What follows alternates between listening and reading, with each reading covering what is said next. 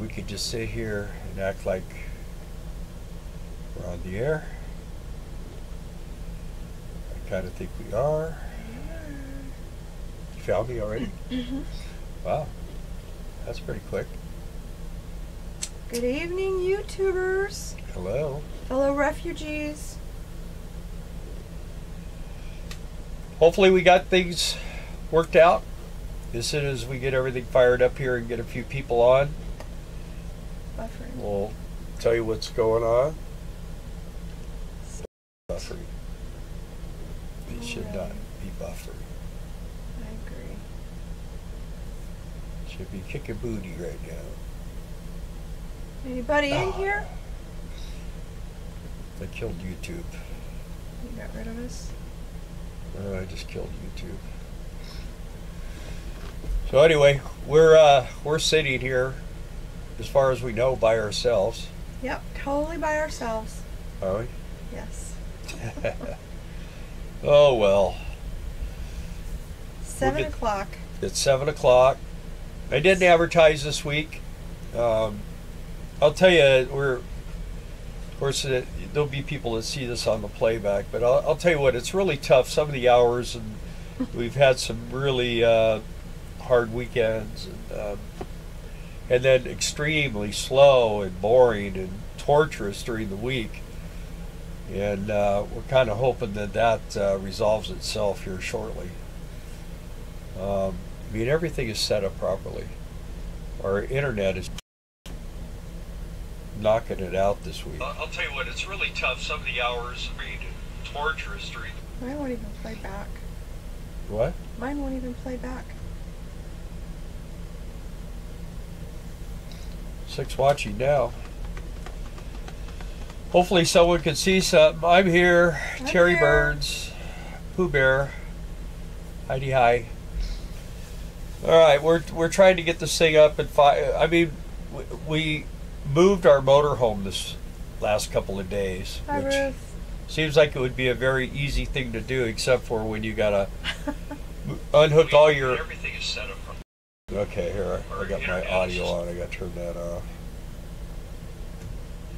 Anyway, we had to move the motorhome forward about 15 feet because we couldn't even hardly use our own internet here. And I've been watching video after video in 1080p. Everything has been working just extremely awesome. Bad. I don't know how you guys are seeing us. Buffering bad, they said. Buffering bad. Yes. And I've never gotten it to play not one anything. Nothing. I don't know if it's something. Let me check some other stuff here real quick. I don't know how we went from having live streams that were grainy, but they weren't stop, start, or buffering, to this, when we've got so much more good stuff hooked to it, and it's acting worse. We moved the motorhome forward thinking that we'd clear that RV next to us, and for our personal use it's been screaming, but here we are trying to live stream again. Well, I wonder if I kick and this. It's worse. Let me try kicking this out. Okay, see what you have. See if everything speeds up now. That's how it's. Because now the only thing that's running is OBS. That's it. It's all that's running. Well, you see what I have. Just buffering. Hey, Makio. Yeah, that didn't do anything for me. Yeah. We thought we had it licked, but I think it's still a problem, obviously. Okay. No connection. Did you sign off of it? Nope. Should be still on. Mine has frozen. We'll try reloading. Mine never has played, not one word.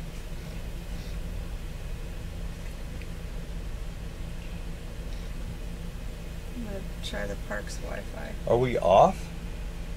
Yeah, it says. Oh no, it says. Okay, now it just kicked on. I Back see online. it. I just seen this thing kick over here. My bar just came up and said back online.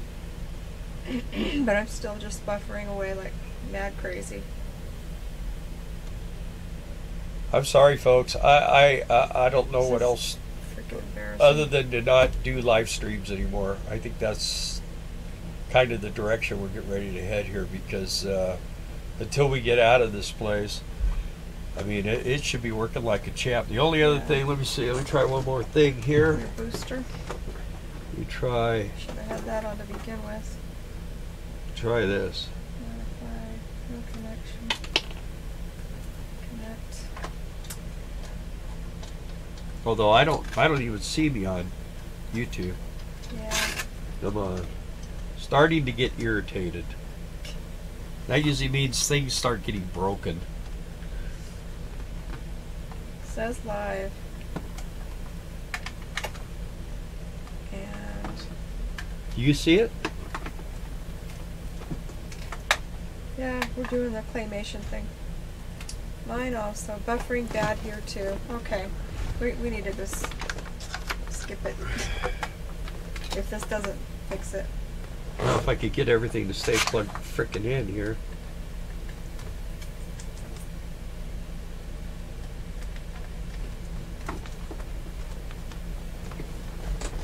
Okay, we should be boosting.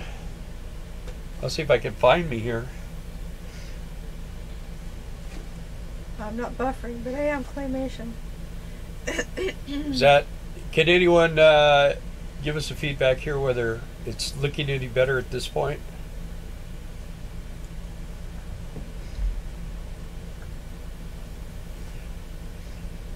Okay, now I found us.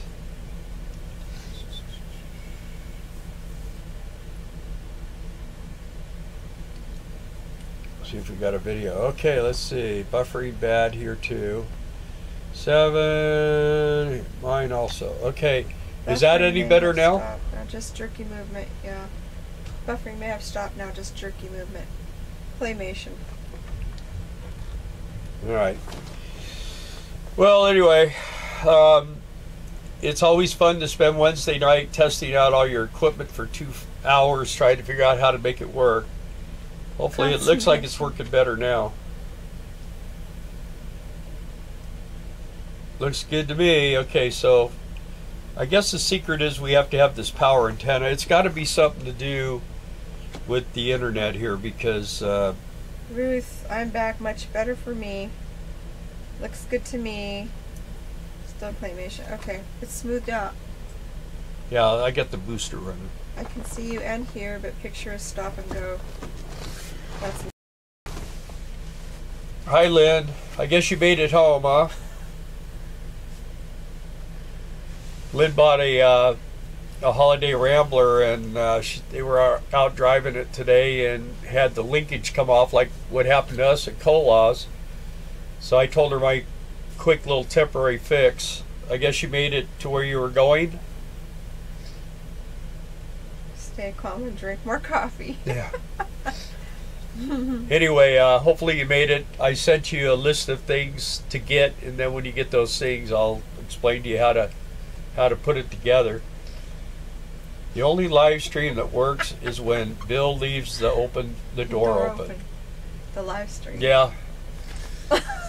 I'm trying not to do that anymore. Trying to. The audio's really good. Yeah. All right. All right, we got it. It's working. Perfect. Yeah. If you get smooth audio like you have now, I can live with the jerky movement. Much better. Better for me now. Okay. Yeah, well, Yeah. I have my antenna boosters on. Everything I had that to begin with. Everything we have is running, so hopefully we're doing it. So anyway, what I was saying is a leakage on Lynn's motorhome, just like ours, came off. So I found the parts what I was going to order for me, which I'm going to eventually for when I go to pull the tranny and everything. I'm going to do all that. That's going to be part of it.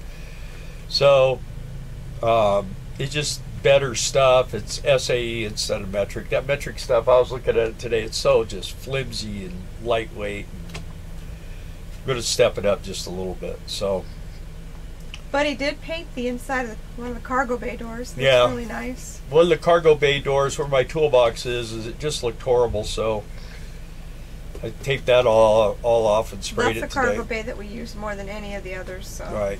then I transferred a bunch of heavyweight from this side of the motorhome to that side of the motorhome. Hopefully we got things balanced and moved some stuff. I found this really awesome cargo container, and the only trouble is it was about 2.5 inches too tall, so it wouldn't work. Otherwise, everything in that cargo bay would have fit in that, and I would have had like 2 extra little cartons I could have put stuff on there. So anyway, that kind of went south.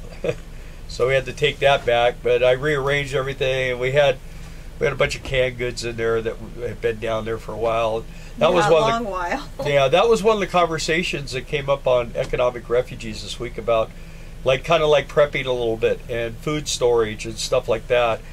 And I think it's always a good idea to have a certain amount of food. Now, I don't know if I've showed everybody here, but we originally had this metal deal that you slid it out. Pantry. Like a pantry thing. You slid it out. You could put about maybe 14 or 15 items total on this metal tray, and it slid in and out. And it took up a lot of space. It seemed like it could have been utilized a lot better. So what I ended up doing is I ripped all that out. I put a false wall in there, framed it all up, and built shelving. And I took the little pieces that were in there, and I cut them up and used the pieces that originally were in there, so that it looks like that's the way it came. It looks like it's factory. You trimmed it out. Trimmed it all out with these pieces. And instead of having like 10 or 15 items, you probably have over 100 items in that cupboard probably. now. Problem is it's such a deep. Yeah, it's deep. Cabinet that I can't reach all the way in the back, so he has to reach the stuff, especially on the top shelf. And we have to unpack it in order to find things that are in the way back, but it's still better than having to go outside into the cargo bay, which is where we were keeping things, or in that limited space in the pantry as it was with the slide out rack. So yeah, so we were able to empty out one of those little bins underneath there and put it in there, and yeah, we've got a lot. I mean, we've got all kinds of stuff in there, so it works out really good. We have a lot of storage in this motorhome, especially underneath. We are actually putting together the diesel pusher one right now. I've been collecting photographs so I could kind of describe the different types of chassis and different style like above rail and below rail, and different motors and radiators and all the different things that make a motorhome. It's not just a diesel motorhome. There's multiple different kinds of diesel motorhomes, and that's one of the things that when you get into a diesel motorhome, you kind of got to know what kind you want. I mean, if you're just going to go camping, you don't need anything like what we have. This is a full-time living RV. Sometimes you get a diesel pusher, and maybe you can't afford to go out and spend 50 grand or 60 grand. I understand that, and it's hard sometimes to find deals like we found on this one. Sometimes it's not. Sometimes you just fall into them. But if you can get the kind, it makes a big difference in your life. I mean, especially with being, she has her sewing machine and different things that she likes, and I have my tools, which takes up most of the room. But that just makes our life more convenient. When there's something needs to be done, I'm getting ready. I'm going to rip the bathroom all apart, recaulk everything, and do a bunch of stuff in there.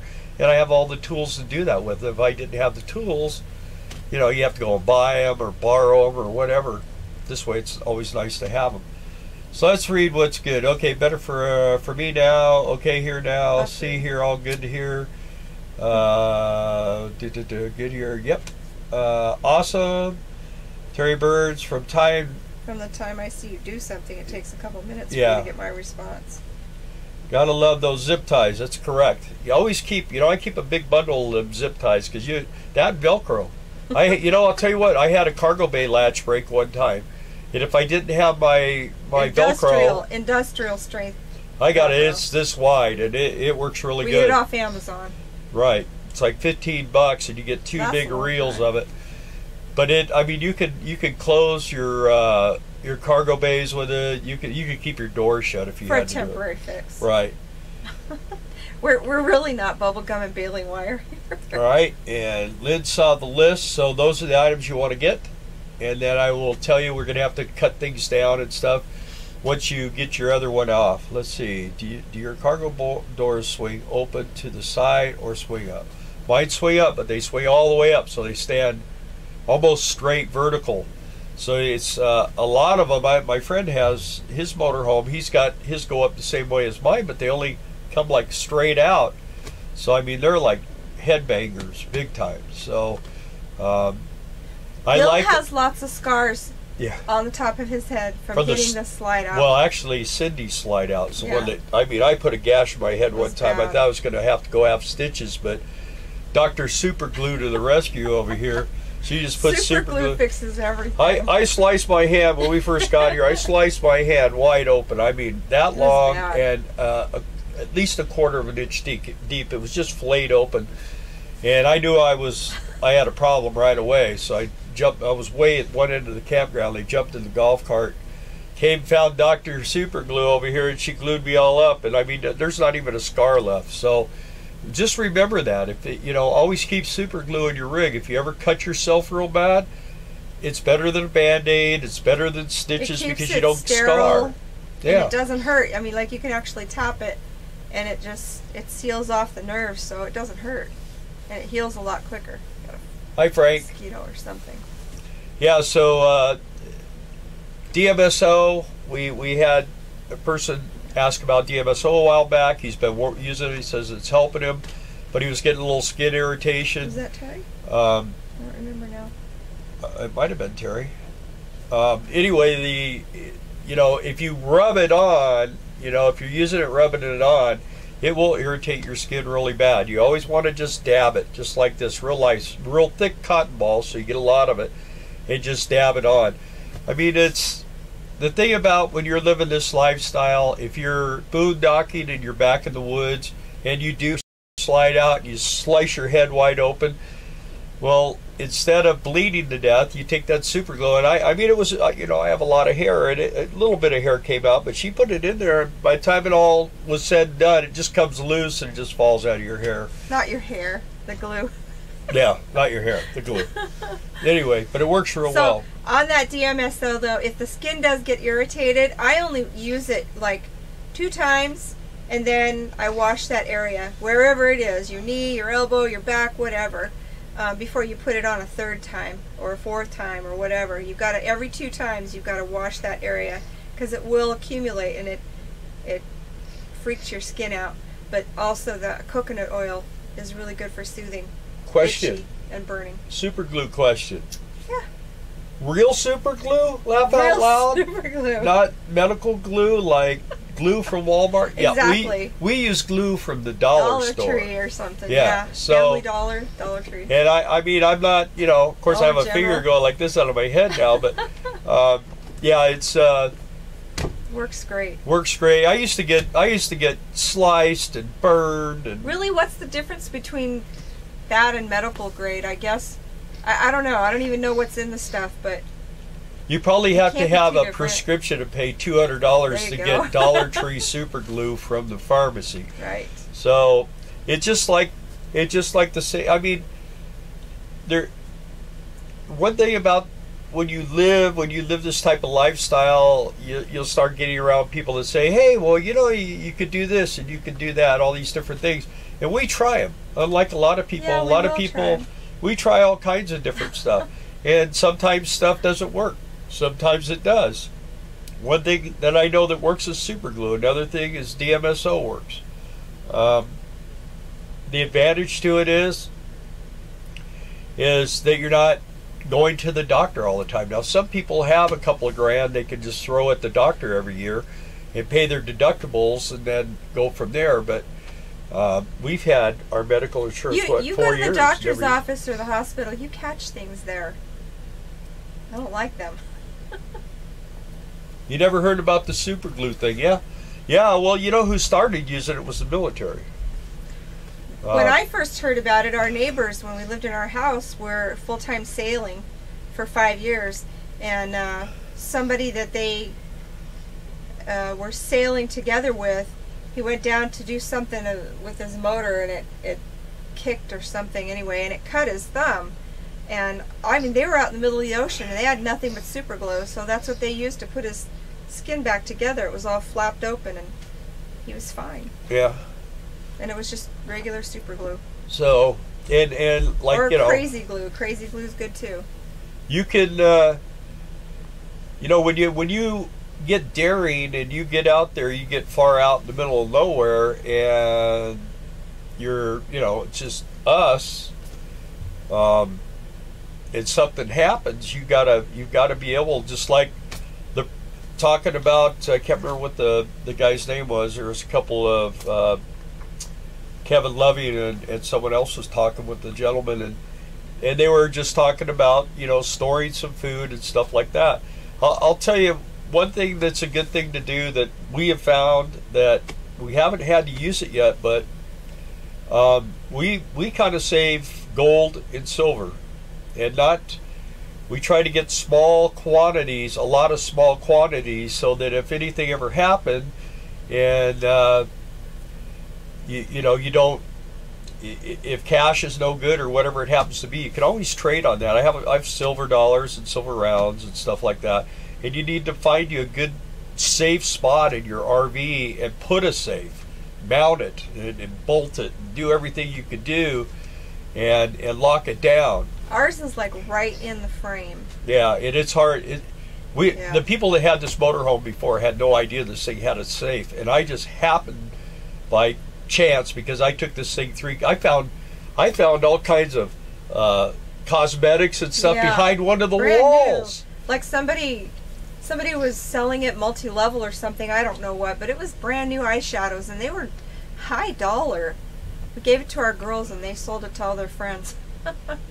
But it was like, I don't know, probably about $400 worth of cosmetics. Yeah, behind the and shelf.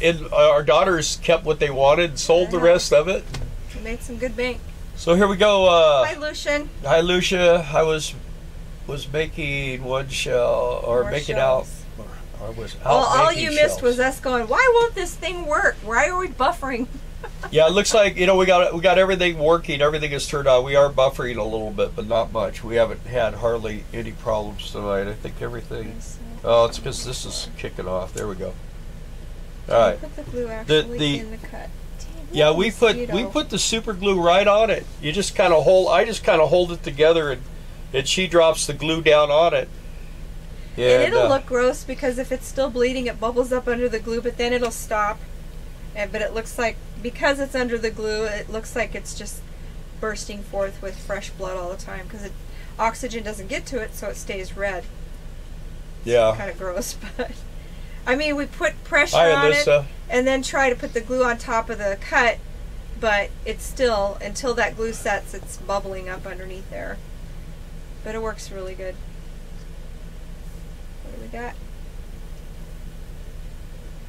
Piano. Okay. Hinge. No. Well, mine's got two hinges, big. They're like big flaps, like this that mounts.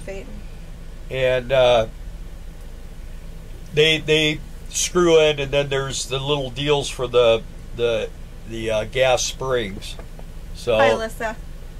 Yeah. Anyway, that's if you look at some of the videos, like where I show the cargo bays and stuff, you can see what mine looked like. The only bad thing is the ones on the driver's side, when the slide out is out, they just open up and hit the underneath the slide out. So, but it doesn't matter.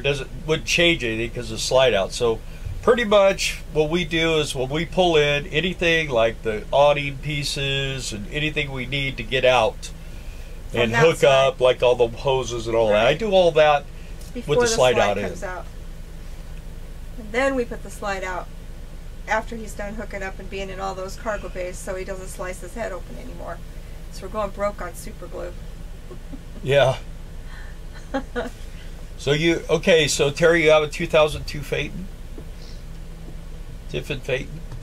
It was high school hockey. And what motor do you have in that Phaeton? Is it the what is it? ISC, I believe it would be, which is basically like an 8.7 liter Cummins. Yeah, let's see. Alyssa, you see Alyssa, she high school hockey is hard. She works with us in the restaurant one night a week. Well, not anymore. Now she's going to be doing hockey, and yeah, they took her away for a whole week. Yeah. I guess our schedule, everybody's schedule changed around today because a couple of people do not play well with each other, so they kind of moved. They didn't move us. Our thing they don't move us because we have the worst, hardest shift, is what it is, and they don't want to change our shift, so we kind of just stay where we're at, and occasionally they give us extra help, I guess. I have a question for you guys. This came up in one of the groups I belong to on Facebook. Who sits in their rig and watches when somebody new comes in and watches the wife get out to direct the husband back? Isn't that fun? Yeah, you know what's fun to do is when you see someone really having a bad time backing in, go get your chairs and something to drink and stuff and set them out and face them and just sit there and watch them. It really ticks them off, man. It gives them a new appreciation of learning how to do it. I mean, if you're pulling a trailer and you try to back it in and you're doing it from like the passenger side, it's the wrong way. You always want to be backing in and looking at the driver's side. It makes it so much easier to back them in. And grab a hold of the bottom of the steering wheel, because when your hands are up here, your reactions are totally backwards. So when you're backing up, grab the bottom of the steering wheel, and your brain will actually function better. But it's usually a couple, and they get in a big fight, and then you just feel bad for them, and then they feel like they can't show their face the next day because everybody was watching them, and they know they were being watched. And everybody was. And that was was going on here with our neighbors next door here. And I mean, the guy he'd back it in, and the owner would go, no, you got to pull over this way, and then back in. And the guy would do the exact same thing as he did the last time. It was just a constant same back and forth. So, I don't know. I didn't get it. It took him like 2 hours to back up. Yeah, literally it did. Yeah, I mean, the only time I ever had a hard time backing a trailer in is when I was backing down by a stream, and I had a Ford van with drum brakes, and the trailer brakes didn't work going backwards. They only worked going forward, and the trailer almost took a bath. But I wasn't directing him. I was at the top of the ramp, the bank, with the kids. Yeah, well, and I had to jackknife the van into the mountain to stop it. So scary. So let's see. I saw it going and it wasn't stopping. I'm afraid it's a cat. I'll probably be fine, but I would have preferred a Cummins 330. Let me tell you the worst part about a cat is finding the litter box. Yeah, you have to have a litter box. Is that the cats are hard to find people to work on them. But we have a horror story going on right here in our own campground. One of the owners has a 2008 country coach, and he has a big Cummins in it, and the motor went out in it, and they tore his whole interior apart to get the engine comes right out the bottom. But so he says it's a Phaeton, but we call it a Phantom because we have yet to see it. Yeah. Last year he was in an accident and he that's Terry has a Phaeton. Tim has a country coach. Oh, he does? Yeah, and it's a Cummins. But supposedly they had to rebuild his closet, we do call it a his Phantom. Bathroom, and his bedroom inside. And they tore his awning. Yeah, they destroyed it so bad. So they sent it to another place to have that done. So we're supposed to see it here in the next few days. The Caterpillars are a great motor. The only motor that I've kind of heard some horror stories about is the Max Force. That's been kind of the bad one. And the 3208 Cat. If you have a 3208, it's not that they're a bad motor or a bad running motor. They're just you just can't get them rebuilt. They're just not rebuildable as far as the blocks go.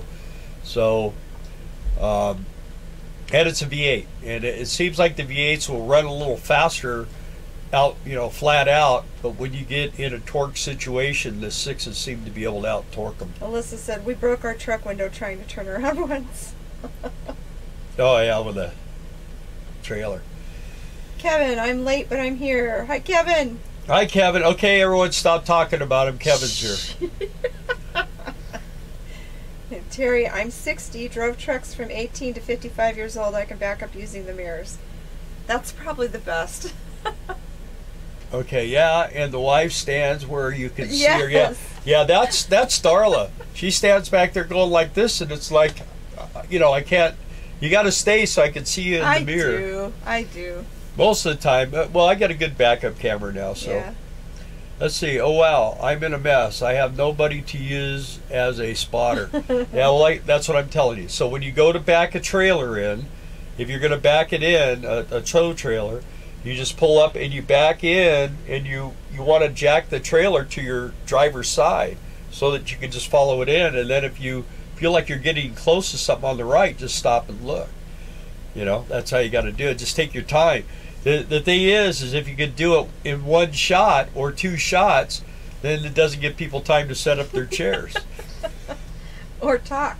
We broke our truck window trying to turn around once. Yeah, okay. Well, you got the wrong. You got a short bed truck with it. You don't work good with fifth wheels if that's how you're doing it. Okay, so Kevin is here. We already told everyone to stop talking about it. Hi, Kevin. Mine's. And yeah, your cat's an inline six. You probably have a 3126 or something like that. Let's see. Terry, mine's an inline 6-cylinder. 18 to 55 old. I can back up using the mirrors. Oh yeah. Let's see. Yeah, that Caterpillar. My buddy in his big Kenworth W900 has a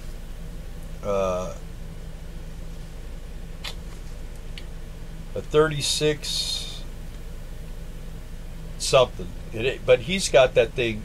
It's putting out like 800 horsepower, like 2,000 foot-pounds of torque. It's like it's a gorilla, but his truck is all stretched. He's got a 35-foot spread between his axles and everything. He's got this huge sleeper on it. It's like a rolling motorhome, and then on the back of it he pulls a 52-foot reefer. Let's see. At work, I love to watch Apprentice backup. New Apprentice backup. Let's see. Frank went to Coach today and found the Coach battery was on. I remember turning it off yesterday. I charged the batteries back up. Went to use the battery disconnect switch and it wouldn't go off. Huh. Bad solenoid or maybe blown fuse to the coil, Frank says. Well, is it one of those mechanical switches, or? I mean, I have the mechanical switches and one of mine's frozen.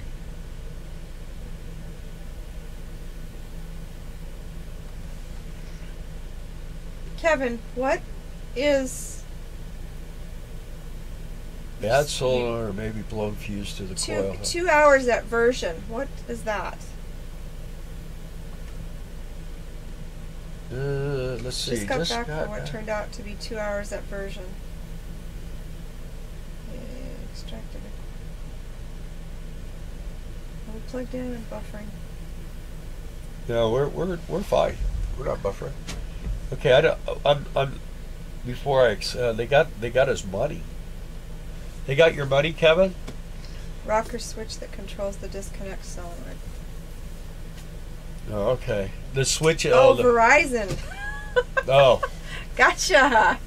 Yeah, so, they're like that. Well, what are you trying to do, Kevin? Because if you're working on getting internet, we can help you with that too.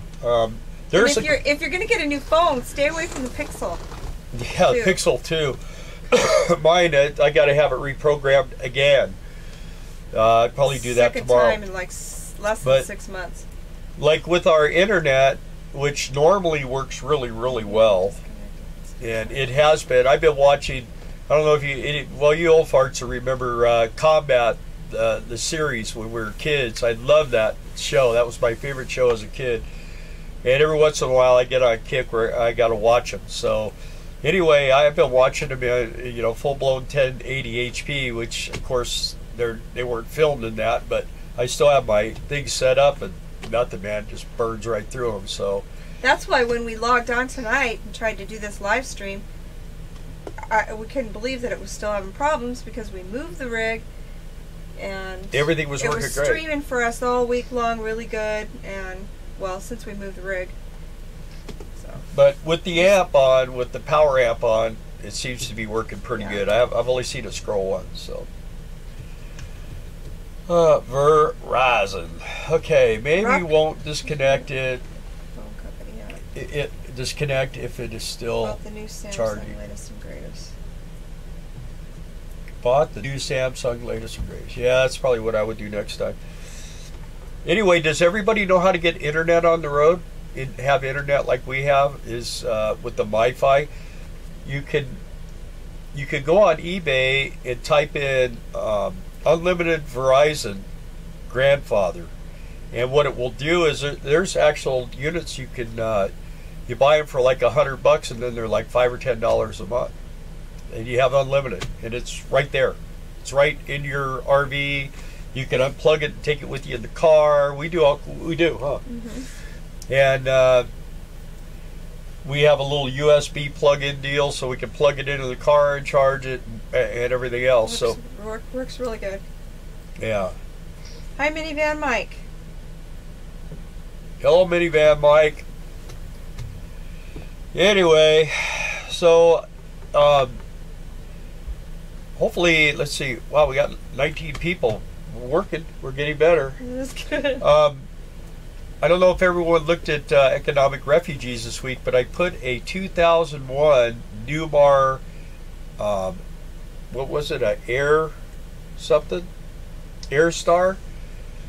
I remember walking through those when they were new and thinking how small they were and everything, but they're pretty cool looking. I mean, I think somebody, if it was for like people that were just going to spend maybe 2 or 3 months on the road a year or something, it would be a really cool. They're just super looking. They're 3-axle. They're 37 feet long. They're just really really cool looking. I don't know if anyone's gone on there and seen it.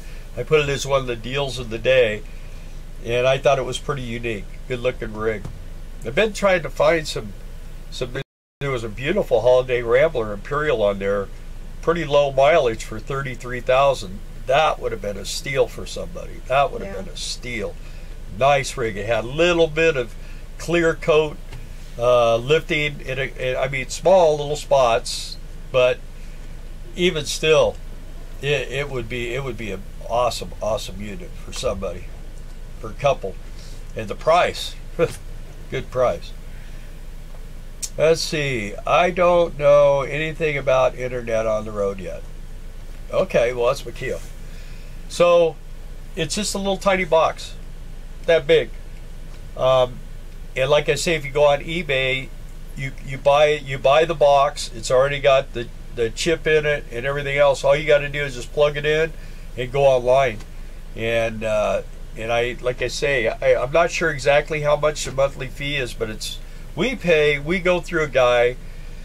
And the good thing about this is some of those grandfathered ones, Eric, Nomadic Fanatic, he buys them off of there all the time off of eBay, and he'll tell you that some of them last 2 years, some of them last 6 months.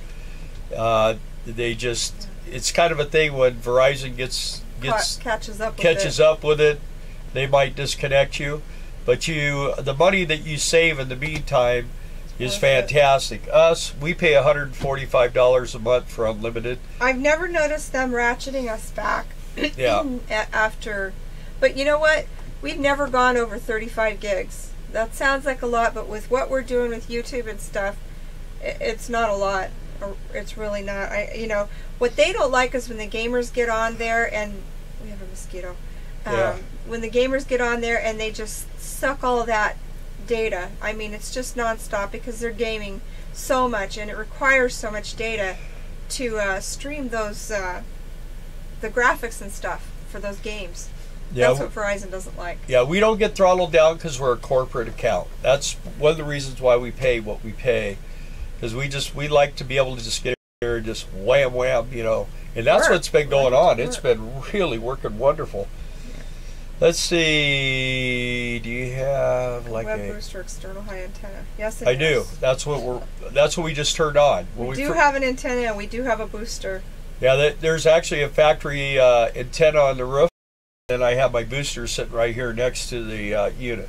And when we first fired up, we thought we were going to be downtown, and it wasn't working at all. So then as soon as I hooked that up, boom, it came right on. So well, we know now that that's going to be the first thing we're going to hook up when we do this. Let's see, what was the name on the internet again from eBay? Well, I punched in Verizon Unlimited Internet on eBay, and there's a couple different ways you could phrase it. You're going to end up there no matter what. We did just do a little bit of breakup there, but it's back. So Lynn, who's on here now, gets internet, and I can't remember how many gigs it is. Maybe it is unlimited. But it's $5 a month. Yeah. I'm not sure, but it's Jim in Colorado, I think, is what she said. And yeah, it says check out Jim in Denver. Oh, in Denver, for internet, $5 per month. There it is. Jim in Denver. If you put that in a Google search, it should come up. But he also has a YouTube channel, and I can't remember the name of that, Lynn. What is that? You could probably link from there to find his. Yeah, if you guys look on the sidebar, comment bar, Lynn is putting information up right now. So I heard about that. That's also what Eric from Nomadic Fanatic does and stuff like that. So it's unlimited Verizon. Lynn's had it for a while. I don't know how long Lynn's had it, but she's happy with it so far. Yeah, tell them, Lynn. It is unlimited. Okay, Solar Boondocker. That's Jim. J.A. Eggenberg. Jim. J.A. Eggenberg. Hey guys, slow evening. Enjoy the coffee. No, J.A. Eggenberg. Yeah. That's not Jim. Could be, but I don't know. No, we met them here. They came to the campground, wasn't it? Did you come to the campground? Did we meet you at the campground? J.A. Eggenberg? Eggenberg? Oh, maybe. Yeah. I think you came here and we got to talking, and there you are. I think that's you. A couple of months now, works fabulous. Okay, Lynn's had it for a couple of months.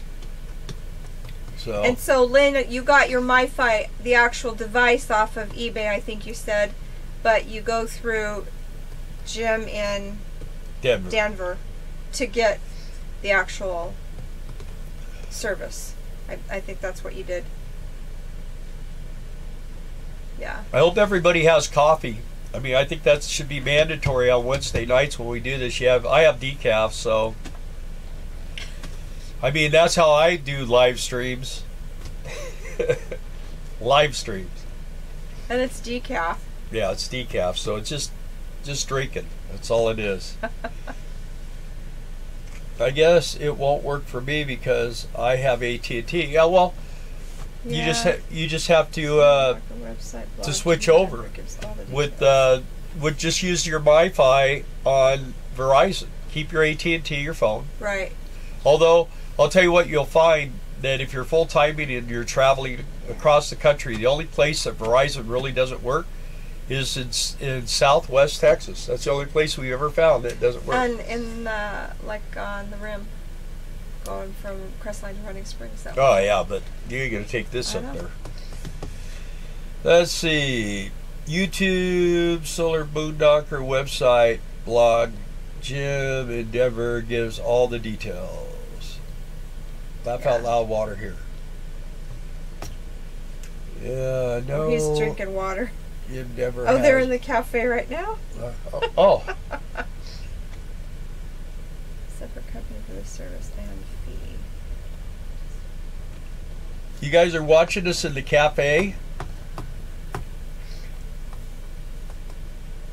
Fortunately, the park's Wi-Fi came back up. They had to replace a bunch of stuff because it got hit by lightning, and we didn't have Wi-Fi over the 4th of July through the park at all. That made a lot of people unhappy, but can't help what lightning does. They fixed it pretty quickly. Yeah. Buffering. Is the cord falling out? No, it's on. It was probably just a little farty fart there. Let's see. Yeah, as far as if you have AT&T, it doesn't matter. It doesn't matter what you use for your phone. You can still have a different. You can still use Verizon for your internet. I know how it is. You feel like you know. Well, I have AT&T. I want to be loyal to it. But the thing is that when we're traveling, Dark is on her internet. She's got the computer up most of the time when the roads aren't going like this. Yeah. That's another thing. What you want to do is get you a nice soft pillow or something to set on. She has a desk, and you set your computer on it so it's got a little bit of poofiness. Shock absorbency. I'm going to change the front shocks on this motorhome to the heavy-duty Coney hydraulic. I have the Bilstein gas shocks on here, and they're a freaking nightmare. They're like a pogo stick, man. They make it worse. But it's just $100 for the new shocks. So I just got to swing that. Tankle 78. I never hear anyone talk about U.S. Cellular. Why? You know, I have never coverage. I've never talked to anybody that has used it. Yeah, but I think they don't have it because they just don't have the good coverage. Yeah, I mean, the thing, it's just like T-Mobile. I mean, T-Mobile works great in LA area and in, you know, the big cities. T-Mobile works great, but you get 20 miles out of town and, I mean, it just goes, it dies. Verizon and AT&T are in competition as far as expanding their cell towers and everything, but Verizon's I think way ahead of AT&T. I hear a lot of the AT&T people complain, where the Verizon people complain mainly about service as far as when they have to call and deal with billing and stuff. As long as you don't have problems with your bill, AT&T is fine. They're like Dish Network. Dish Network's great until you talk to the billing department, and then you kind of gotta just. I mean, we've been with DishNet from the very beginning. When we first got DishNet in our house, I had to go and buy all the equipment, and then I had to call this other company, and they came out and installed it all, and then I paid for, you know, how many receivers I had and stuff. And over the years, I mean, they've always kind of tried to work with me, but I finally was threatening to just get rid of it and just go all internet. And they said, well, look, we'll do this for you, and we'll if you'll sign in for 2 years, we'll give you the special price. So that's what I've done. And the only way it fluctuates is about $2 or $3. It depends on where I have my local stations. So let's see. We better get back here and see. Looks like we have some new people on the Facebook group. Yeah. And I'll tell you what we've had to do. House cleaning. Yeah, we had to get rid of some of the people. I mean, some of them were like jihadists and all kinds of really freaky. We go on their actual Facebook page, and they're like chopping people's heads off and stuff. So we've had to clear a few of those people out. But yeah, it's only been, I don't know, I think, Darla, what you get rid of 4 or 5 yesterday? I got rid of 20. Did you really? Mm-hmm. Wow. Yeah. And I had a couple today trying to get on there that I'm not sure about. So if I'm not sure, I just kind of go. So I got another story. When I see you guys individually, I'll tell you about one guy that I've known since I was a little kid. And he's like complaining about motorhomes that I've been putting on, and then the one guy that was asking about food storage, he complained about that. And I'm like, okay, the guy's getting senile. So nice guy, I love him. Their family is super tremendous. Obviously, something is not 100% correct, so I don't want to say anything derogatory, but I can't let him, you know, get us red flagged on everything that there's no reason to be red flagged on. So I had to block him, unfortunately. Let's see. I was hoping some of the new people would be here on the live feed tonight. Well, yeah, you know, I think we have a small group that are doing this with us. And by the way, we appreciate that. We enjoy. It's kind of a little weird the first minute or two, because you know, when you have 0 watching, it's kind of like, okay, what are we doing wrong here? And then all of a sudden it comes up. We don't really have a whole lot of people. That I think the highest we ever had watching at one time was around 45. I'll tell you, I kind of like it better with a few less people. I kind of hope it kind of stays like this, because this isn't. I've come to the reality that this is not going to be about quantity. I'm not chasing quantity. I'm chasing quality people that that Darla and I would be happy to meet up with and spend a couple of days. That you want to come and spend a month with us in Quartzsite. There's already a few people. I am in contact with the campground. I know it's been hard for people to get in touch with them. Usually Monday is the best day. But that's kind of the direction we're heading. Try and like there's an older couple here, and some of their family members are wanting to do this full-time lifestyle, and they've gotten on the Economic Refugees Facebook group, and they're watching our videos. They're starting in the beginning and watching our videos through. So that's kind of more what we're gonna be about, I think, as the future goes on. We're still trying to decide exactly what our niche is. We want to fill an area and do a good job with it, instead of just trying to do everything, because nobody can do everything. And maybe show a giant fish or something like that, or go somewhere interesting that people would be interested in, maybe showing that. But to do that like on a really serious basis takes a lot of time, and right now we're giant fish. Yeah, giant. Anyway, I'll tell you what Darla and I are kind of zeroing in on now. This is personal stuff. I'm going to share it with you. We're in our early 60s, and we, from experience, people that we know that have been doing this lifestyle for years and years and years and years, and they get to a certain point, they can't even get up the stairs. So what happens is there does come a time in your life that you have to kind of have a plan B from your plan B. So it's not something that we're looking for a way to just shut down. We're looking for a way to have something that we'll be able to transform into, to have a place to spend our old age, when we can't maybe do this as much.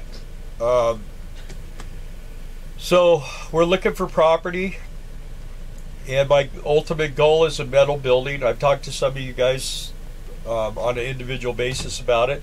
We want to build a straw bale house inside of a metal building in a corner of the building, and be able to put the motorhome and the pickup truck and all my toys and tools and everything inside of, and then that way, and then put a couple of RV spaces outside where people come to want to visit or something. They can full hook up and spend some time with us, and we can all do runs and whatever. So we're looking at that. We're looking in the middle of the country, somewhere like Arkansas. It's probably going to be good. Prices are good there, and I mean, the weather's not great, but the weather's there. Yeah, we got family there. We got a lot of things going on there, so we'll centralize it, and then we can go. We can still do sugar beets. We can still do Christmas trees. We could still come here if we wanted to come here. Whatever we want to do, we'd still be able to do. Let's see. Lynn says that they've got track phones. Did you read that? Who does? Lynn. They have track phones, and they use Verizon for the MiFi. Okay. Oh, okay. I see that. Yeah. Oh, and J. Eggenberg says, no "Yep, pizza. No pizza tonight, just ice cream." Well, we had banana splits for dinner. We did. That was our dinner tonight, and I made them. I went in there. Don't judge. And let's see. Terry Mutant. Hello again. What did I miss? Oh, so much. Yeah. We're glad you're back, Terry, but you really didn't miss much. You know how we do. We just kind of let the chat roll. The Bill said you're popular with the head choppers. I guess Bill, are you popular with the head choppers? Yeah, I guess. I don't know. Yeah, see, McKeel likes it small too. Yeah. Like Darla and I are. I keep telling you guys, we go down maybe 8 or 9 people a week from our subscriber base. But I think a lot of that, the main reason why that is happening is because we haven't been making videos. We've just been doing the live streams. And right now, why is this doing this? It's like... And yes, Pooh Bear, you do get loyalty points. I don't know what they're good for, but you get them. Brownie points, loyalty points, you got them. Let's see by a show of hands how many people are going to Quartzsite. Raise your hand. We're going. I know Kevin's going. I know Trey is going. Lucian wants to go. I know Lucian's going. He'll probably be sawing cabinets all night, but he'll be there, right? You have to. They have like a 10 o'clock. You have to shut off your chainsaw, Lucian. Can't work on your camper at night. Let's see. GG Riggs, very enjoyable chats. Glad you like them. We do too. Yeah, and you guys, you know what? We enjoy talking with you guys every week. It's fun. It really is. It's kind of like our RV family. Lynn said we should have videoed you when you fixed my jacks. What? But there were too many mosquitoes, Lynn. Yeah. Like Lynn says, and it's the truth. The mosquito is Wisconsin's state bird. Yeah. They're everywhere. So Lynn and Joan came and visited us this last week. I think they just came to have me put their leveler pad back on. They had a couple of people try and they couldn't do it. And I had this old C-clamp, and that old C-clamp, I clamped it on there, I got my foot on it, and boom, I was able to push it over and get it so we could wiggle it on. So glad I was able to do that. And plus, when we got all done putting it on, they had a half a quart of wood from all the wood in the spring. So they had a campfire. Let's see. So Terry is going to try to go. Empty Nest Quest, when does the Christmas tree job start? Okay, we actually get there the 19th of November, and it actually starts the day after Thanksgiving. It's when the job starts. Wow, Pooh Bear. Loyalty points equals free full RV service. It does. Where do I get mine done? Yeah, you guys get to all come over and help me do my service for free. Go. You know what? I'll tell you what. I've been in campsites and Carl Stroman. You'll see him every once in a while in our stuff. Not like real heavy duty. He's one of these guys. He's got too much money, so he just drives and goes and has fun. But he was complaining about his RV being all over the road, and I said, "Well, have you greased the front end?" And he said, "Well, I take it in and have it serviced." And I said, "Well, do they grease the front end?" He said, "I don't know." They should. So I got my little magic carpet out, rolled it under his motorhome, and looked. And I said, "This thing's dry, man." So I got under there with the grease gun, and I said, "Come on, you got to get under here with me." And he did. And I showed him how to grease his whole front end. And about a week down the road, he called. He sent me a message and said, "Dude, my front end is 100 times better." And he goes, "I already bought me a grease gun. I'm going to start doing that every 6 months." Very important to do, because if those pads and the kingpins and everything are greased, everything starts getting loose, and it just starts getting, and when it gets loose, it starts getting looser, and then when it gets looser, it gets worn out. You keep the grease in, right? Keep the grease in there, and don't use an air grease gun. That's another problem. Guys use these air pressure guns. Yeah, they make it real easy, but they blow them bags up. You don't want to blow the supply bags that hold the grease. So just do them by hand. It's not that hard. I can even do it. So if I can do it, you younger guys can do it. Let's see. What do we got? Trying to go up. What's that? Hey, fruit and milk, it's all good. Let's see. Seeing the sides, most likely. Ash in April. Seeing the sides, most likely. Yeah, if I get the farm sold, I'm going. Well, you don't have to sell the farm to go. It's just over there in Arizona. Take care of it, though. Yeah, true. And then Alaska next year. Maybe, but hate to drive. And Kiev too. Asia through the winter up here to get there. Well, what you do is you drive it down and park it down there, and then just drive the car down. In Alaska next summer. Yeah, that's one thing I don't know. I guess I have to have someone talk to me. Talk about mosquitoes. Yeah, we were talking about it the other day. I don't know. I don't know. I know it's really pretty there, but I don't know. You want to see pretty, go to Uray, Colorado, go to Sandpoint, Idaho. Go to Washington. There's so much beauty. For what we know, because we've never been to Alaska, but everybody I've talked to says it's about $10,000 round trip to do that thing. You go there and spend a month. Your rig there. Next year for me, for sure. Mikio. Mikio, you're so close. You could go to Quartzsite for a couple, for 2 days. There's a Super 8, real nice Super 8 motel. She doesn't have cargo bay doors. She could take her car. And You could stay probably in her find car? cargo bay doors over there. I don't know.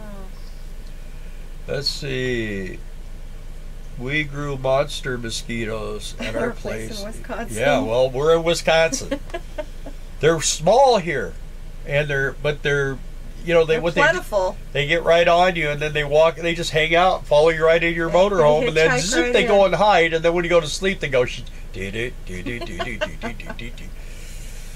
Anyway, I'll tell you the secret to finding mosquitoes. Turn all the lights off and take a flashlight, and you'll find them. Kevin, all right, I'm 2 weeks away from buying my rig. My wife wants me to buy a new trailer from Colorado. I want to buy a used 2009 Silver Fox from about 200 miles north of here. What do you think?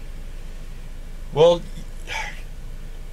the problem, I'm Kevin. I'm going to need you all to agree with me, he says.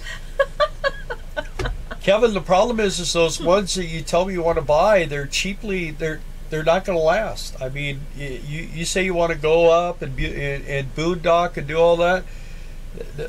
What's your wife want you to buy? You want what? it where the top of the roof comes over and down the sides about that far, and you want a cap on the rear and a cap on the front. If you don't have that, the structure of that thing, they just wiggle themselves apart, and you get leaks, and you start having structural problems and delabbing and all that kind of stuff. And I showed you pictures of the ones that had the caps on the front and the rear, and the roof comes over the top. That's what you want. Whatever trailer, if you're going to full time in a travel trailer or a fifth wheel, that's the minimum you have to have. That is the minimum you have to have. If it just has the flat panel on the back like it's on the sides, and the sides come together like this, that's not the way you want it. It's not. They don't last. That's a camper. That's something you take out 4 or 5 times a year for a weekend, and you take it to a campground, something like here where we're at. That's how you do that. You're not going to take that up a fire road or anything and have it hold together. It's going to destroy it, and you'll find out real fast. Pooh Bear says he can't find any grease points on his Winnie E450 front. Well, some of them don't have it. It's brand new too, so they probably don't have it. They got like these new Teflon bushies and stuff in them. When they go bad, you just replace them. RV American Traveler. Last night I broke down in Jerome, Arizona. RV wouldn't go into gear. I guess he got a ticket. I'm in Cottonwood, Arizona till mechanic finishes up. Very humid. I thank Jerome Police for my You drove an parking. RV to Jerome? I know. How did you do that? I was thinking the same thing. You probably got stuck going around a corner. I thank Jerome Police for my parking ticket. You guys suck. Yeah, Jerome, if you've never been to Jerome, the widest point's a single lane, and they have these 90-degree turns at motorcycles. We had a hard time getting through there on our motorcycles. Not a good place to. Prescott's nice, and then what you do is you take your car over to Jerome, because man, it's tight. That's a tight road to get through there. I guess you could do it like at a small Class C, but I wouldn't take much bigger than that Frank through there. Scandalito Buzz. Hi, Frank. And then let's see. Makio says, Kevin, go with what you want. You'll be fixing it. Frank says, listen to your wife. Who's he talking to? To Kevin. Oh. She wants him to buy an outdoors RV. Both of them have the highest ratings. See, they're all against me. You guys are all against me. All I'm trying to do, I mean, the ones that he's been looking at are they're cute, but the thing is there's a big difference between having something that's going to hold up, and Kevin's talking about doing this Kevin's younger than we are, and Kevin's talking about really getting serious about doing the boondocking and stuff. And I mean, look at Camper Van Kevin. He has that BT Cruiser, and he's getting rid of that. So yeah, but he's getting rid of that because he doesn't. Where he goes, it's not a good off-road vehicle. It's just right. not. Well, he goes and way off-road. neither is going to be the trailer. weak construction on a trailer, you're going to want something really solid. You know, you've got to really see. That's why we've had this thing in places we should have never had it, more than one time. Agreed? Almost rolled it off a cliff once. that was close. Completely Came not on so close. I mean, I was inside this thing, and all I could think of is when this thing starts rolling, I'm going to climb underneath the chair. But I managed to get it out of there. And then one time we were driving at 18 miles on a dirt road that all these big semis were just destroying. And man, of course we only drove it in, and then after about 3 months we drove it out, but that was bad enough. Yeah. Let's see, 10 grand, pocket change you bill. Well, yeah, that's why I'm saying, Kevin, I'm not, please man, don't think I'm trying to dog you on it. I'm just trying to give you a heads up on it. We've had a couple of travel trailers, and just taking them camping, we had problems with them. So one I had, it was all lifted up, and it had like special axles and everything underneath it, and that was an awesome trailer. That thing was bad to the bone. You could take that one hunting. Yeah, you could take that thing anywhere. It was a Prowler. It was an older Prowler. It was really structurally sound. It was a 70. Yeah, 78 or something. And then we bought a brand new Mallard, and that thing was a piece of crap. It was just, I mean, the construction on it was horrible. It was real poofy looking, but nothing held up on it. The axle weights weren't good. Nothing was good on it. So check it out real close. And I mean, and the only other thing I can tell you is sometimes experience is the best teacher on stuff like that. I mean, doing your homework ahead of time and getting the right trailer the first time saves you a ton of money. There's a guy that's here that bought 4 trailers in 3 years, and now he's in a $110,000 Redwood. That's what he ended up with. And it's a nice trailer, but he just got tired of all the problems that came with really beautiful trailers that were pieces of crap. Let's see. Buzz, what's that for? Frank, I think you just logged in or something. Wife wants me to buy a outdoor RV. Well, okay. American Traveler. I'm in Cottonwood, Arizona till mechanic finishes up. Very humid. Wow, in Cottonwood? Yeah. Of course, that's more northern. Oh, Cottonwood's not. Just. Okay. It's monsoon weather too in Arizona, so that could be why. Monsoon season. So SR founder, I agree with you, 100%. Good luck, Kevin.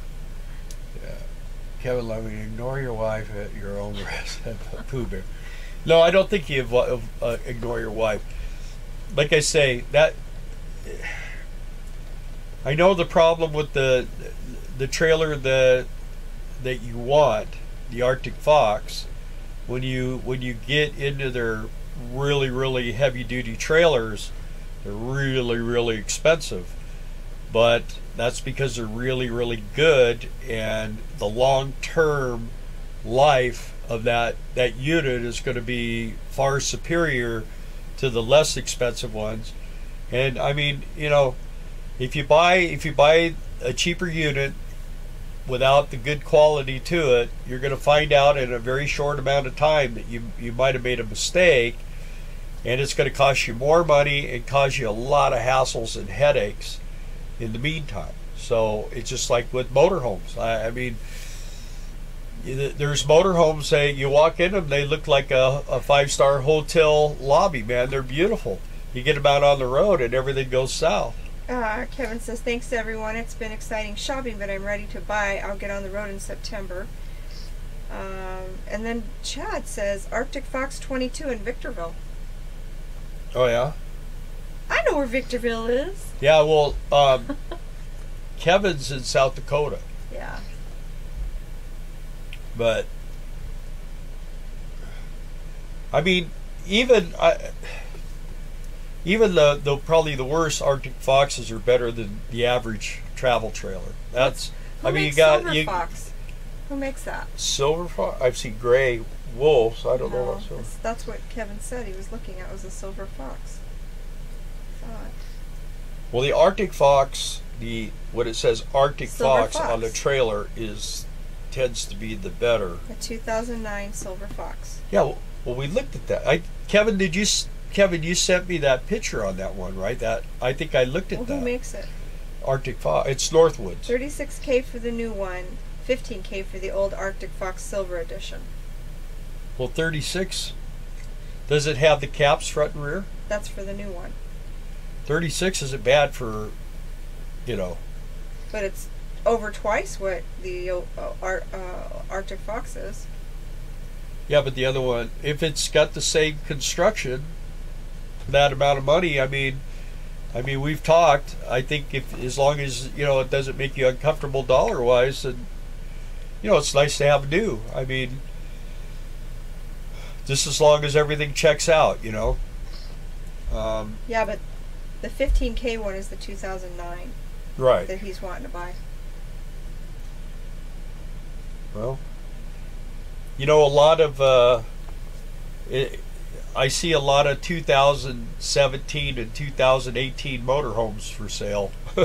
A lot of them, and they're just slightly used, like they were used driving home from the repair shop and then turning around and going back. So what's going on here? You are, but I'm not. Anyway. Well.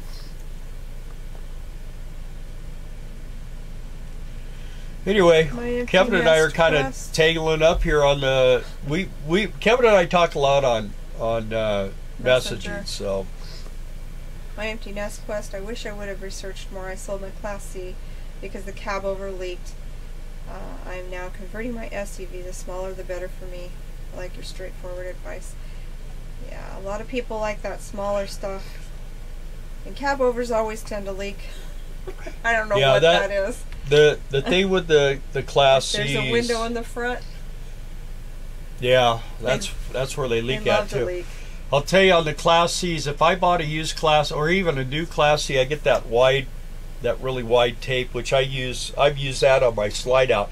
I fixed the slide out 15 times, put all new weather stripping, and it would leak. It would leak. And finally, I got this wide tape and went in there and laid that tape all out in there. Stopped it. I don't know what kind of tape it is. It's not any kind of tape. It's really wide. Yeah, and it's really thick. sticky. And you just, I would put it over all the seams on a Class C. I would just do it all right off the get-go, and then go in there and caulk it down on the edges, and I guarantee you it won't leak. That's the only way to stop it from leaking, because they're just it's that construction, see, and you got the chassis going one way, you got the cab going another way, and then you got the motorhome going another way, and all that stuff, it just binds and it wiggles itself and it starts tearing itself apart. And that's the same thing when you got this kind of construction instead of this kind of construction, because when that piece goes over the top and it sets down on there, it locks the sides in, but everything can move, but it all moves together. And then you got the cap on the back, which ties it all together and supports it, so that the whole thing goes like this instead of everything doing its own thing. And that's the advantage. The most well-built RV that you can get is a camper that goes in the bed of a truck. And the reason why that is because when you set it in there, you strap it so it doesn't blow out of the truck, but it floats. They move all over the place. We had one, and it's amazing. You hit the brakes and it hard, and it comes down, it bends the radio antenna. I mean, that thing is just sitting back there, and it supports itself. It's all totally self-supporting, and they have to be extra tough, especially when you're lifting them out of the truck with those jacks, because they get all twisted, all different, but they're solid. I mean, they're just the way they're built. They're just made to be solid. And most of your, when they build a travel trailer, they lay a piece of plywood down and they just build it from there. And so, I mean, if they're not, they can make them look really cool, and get you to spend a good chunk of your money to buy something that is just a piece of crap. That's just a fact of life when it comes to those. Same way with the fifth wheels. You could get, they make really good. Like I say, I'm a lover of the Montanas when it comes to the fifth wheels, because everybody that I know that's a full timer that's had a Montana says they're a great trailer. Excuse me, folks. I've been drinking coffee. Time for a live stream. I will close the door and you talk loud. Pooh Bear wants to know what my favorite food is. I don't know. I love Mexican food. I really do. And I love ice cream. But who doesn't? Except for Makio. I think Makio doesn't like ice cream. And I said I would eat her share, as I recall. Right, Makio? Our Jayco Class C has a one-piece fiberglass cab over, and that's what keeps the stuff from leaking. If it's that solid unibody piece, that's what keeps the leaks from happening. Let's see, Eternabond, yeah. Or like that stuff they sell on the commercial where they put a screen door in the bottom of a boat, and then they put that stuff over it, and it didn't leak. Yeah. Let's see. I'm starting a simulator. That's all I can afford. Oh. Well, I'm glad, Kevin. I'll make sure Bill reads that comment, that you guys don't have a problem. And don't tell him I don't listen. What's wrong? He thinks I listen to everything. I listen. Or no, let's see. I listen but I don't hear, or I hear but I don't listen. Something like that. Anyways. And you can too. He is just trying to help. You know, give his idea of what might be a better idea. Something like that, I feel like. So, I'm glad that you guys don't have a problem. Oh, Makio, you're having Mexican tonight. We had that too, but like at 3 o'clock. That's why we had to have banana splits for dinner. But that was fun. Chad Holding, Colleen Quinn from Y102 Victorville watches. Thanks for the shout, guys. Who's that? Colleen Quinn from Y102 Radio. Oh, yeah? In Victorville watches. That's awesome. Hey, I'm not there. You know, Kelly Orchard, she's a good friend of ours. And David Chadwick. And David Chadwick, yeah, that's way back when. Good friends. Yeah, still friends with David Chadwick on Facebook. Here I am. I just came in. Kevin said, Bill, you and I have no problem. I listen to everything you say, but like Darla, I ignore it. Thank you, my friend. I need all the good advice I can get. Just do it because you're my buddy, Kev. I don't want to see you. I don't want to see you have a problem. By the way, posas are good. They really are. You never had those, have you? What? Posas, Mexican food. They're good. What are they? Posas. I haven't. They are very good. Nothing ever works like it does on TV. Yeah, Terry, about yeah. You mean our live stream? That was, you know, I mean, it's been weeks now. You guys know, you've been tuning in, and our lives have been just awful. So I don't know if you heard us say what we did, but today we unhooked everything. The awnings, they were all staked down off the RV, so the that wind was doesn't actually blow yesterday. them. We did that. Oh yeah, huh? Yeah. Anyways, today we did laundry and we moved the RV forward. Yeah, before we went to work, like 5 feet. No, probably further than 10 or that. 15. Yeah, Really? we moved it quite a bit to try to clear this RV over here that seems to be blocking our signal. And then we logged on and it still wasn't working, and then Bill plugged in the booster and seems okay now still. I'm thinking. No one's been complaining, so. Yeah, it's working better than it saying was. It's buffering. So but that's good. we have a power thing on and everything else. I just think thanks, Makio. Smash that like button. Yeah. She needs to be our PR person. That's another thing we're going to be doing too. Is we're supposed to. We never know until somebody locks us in on a contract, gives us money or whatever. But we might be working at Quartzsite during the week of the rally, doing recruiting for gate guarding.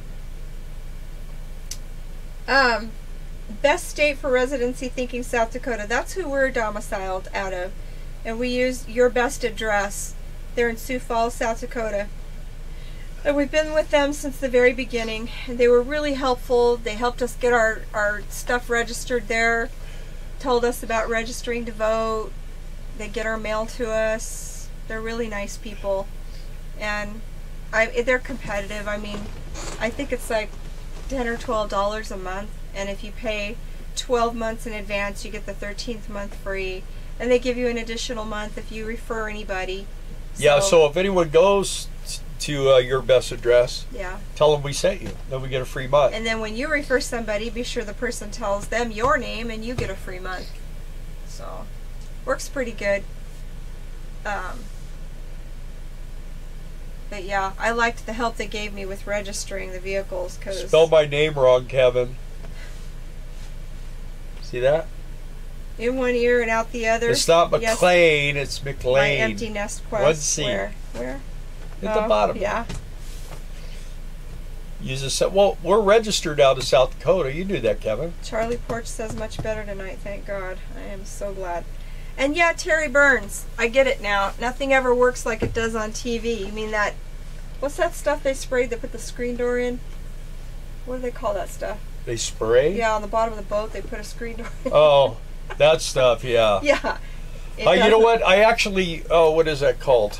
I used that stuff one time, and and I used it around the exhaust pipe for the tanks, and I hear this noise. I opened the medicine cabinet, and I could see water dripping in our medicine cabinet. I went up there, and that stuff had just curdled up. Yeah, that guy. Now he's got a dune buggy where he like glued some little panels on it. He's woohoo! He made this dune buggy that's going over this really rough terrain, and it's all with this glue stuff.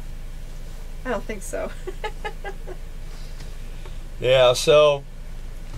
Yeah. The thing is, well, I hope. Oh. What? Terry says Posas is the name of a restaurant. It's also a dish too. So that's in Santa Fe. I guess we might have to stop there. Yeah.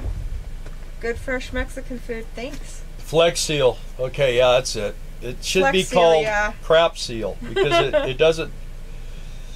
it doesn't work. I'll tell you, I've got some stuff I've got to do some gluing, and man, I got this 3M90, and I used 3M80 last time and it worked really good. Now I got the 3M90. It's supposed to work even better. But when he uses it, we have to You got to be gone for a day because we'll wake up you. dead.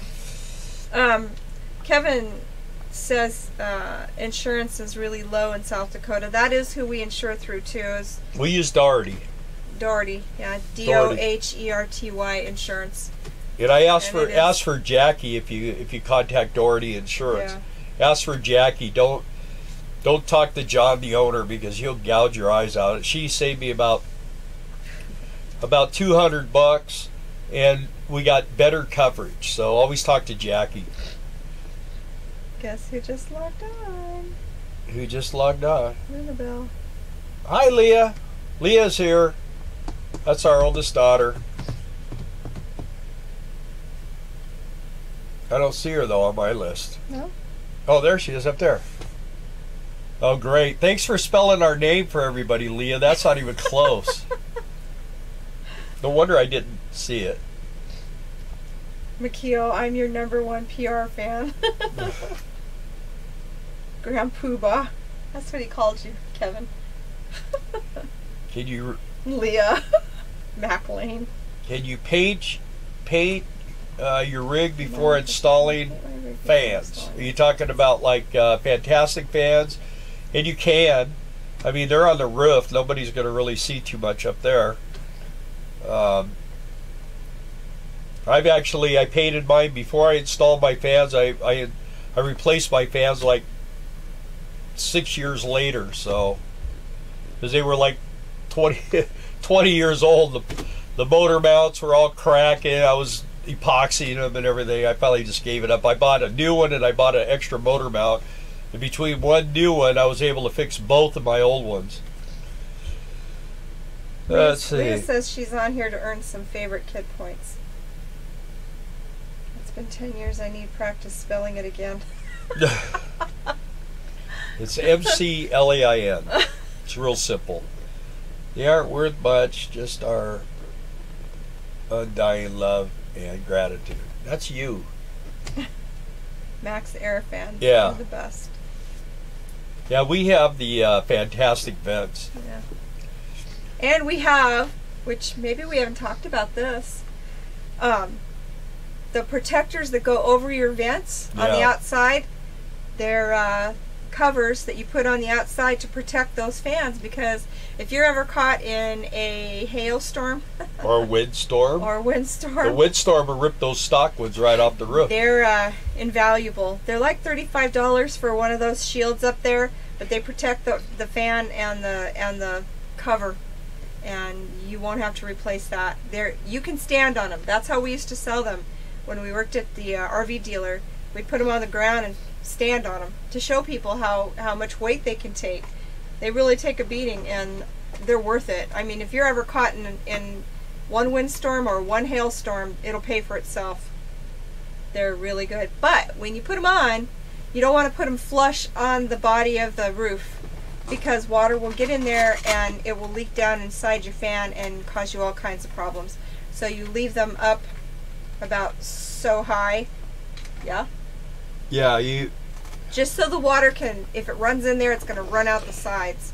What happened is a very famous YouTuber glued his covers to his roof.